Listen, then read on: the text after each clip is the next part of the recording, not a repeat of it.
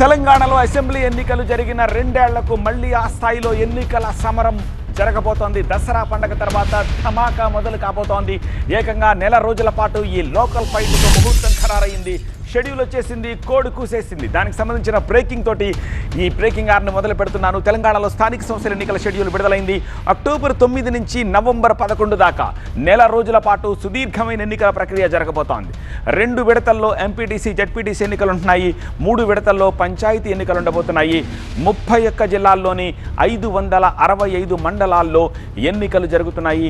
October 9న తొలి దశ స్థానిక ఎన్నికల నోటిఫికేషన్, అక్టోబర్ 15న రెండవ దశ అంటే ఎంపీటీసీ జెడ్పీటీసీ ఎన్నికల నోటిఫికేషన్, అక్టోబర్ 23, 27న ఎంపీటీసీ జెడ్పీటీసీ ఎన్నికలు జరగబోతున్నాయి. అక్టోబర్ 31, నవంబర్ 4, నవంబర్ 8వ తేదీల్లో పంచాయతీ ఎన్నికలు జరగబోతున్నాయి. పోలింగ్ రోజునే పంచాయతీ ఎన్నికల ఫలితాలుంటాయి. కానీ నవంబర్ 11న ఎంపీటీసీ జెడ్పీటీసీ ఎన్నికల ఫలితాలు విడుదల పడుతున్నాయి. షెడ్యూల్ విడుదలతోనే ఎన్నికల కోడ్ అమల్లోకి వచ్చేసినట్టు అయ్యింది. అక్టోబర్ 9న ప్రారంభమయ్యే ఎన్నికల ప్రక్రియ నవంబర్ 11న ముగుస్తుంది అన్నారు రాష్ట్ర ఎన్నికల కమిషనర్ రాణి కుముదిని. ఇది 9వ తేదీ నుండి ప్రారంభమవుతుంది.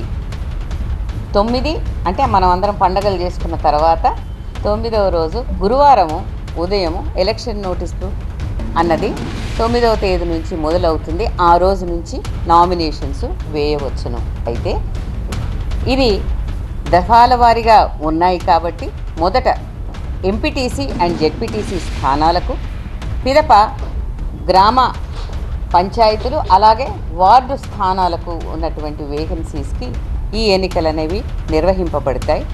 వాస్తవంగా ఇవి 2 ఫేజులు, అవి 3 ఫేజులు కలుపుకుంటే 5 దఫాలుగా ఈ ఎలక్షన్ ఉంటుంది.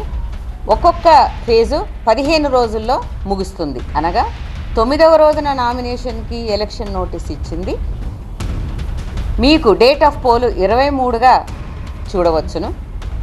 అదేవిధంగా 13వ తేదీ సెకండ్ ఫేజ్ జెడ్పీటీసీ ఎంపీటీసీలకు ఏదైతే ఉందో వాటికి డేట్ ఆఫ్ పోల్ 27గా చూసుకోవచ్చును.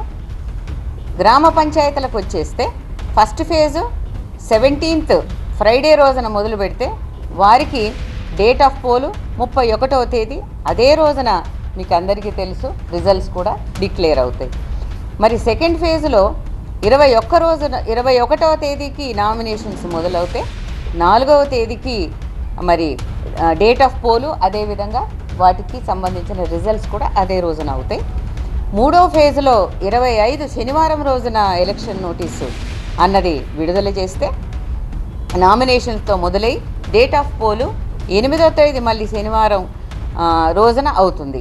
ఇవన్నీ ముగిసిన పిదప 11వ తేదీన ఎంపీటీసీ అండ్ జెడ్పీటీసీ కౌంటింగ్ అనేది ముగుస్తుంది. కాబట్టి దీన్ని బట్టి ఈ 5 దఫాలని 9వ తేదీ అక్టోబర్న మొదలుపెట్టి 11వ తేదీ నవంబర్కి ఇవి ముగియడం అన్నది ఈ యొక్క టైం షెడ్యూల్లో మీరు చూడవచ్చును.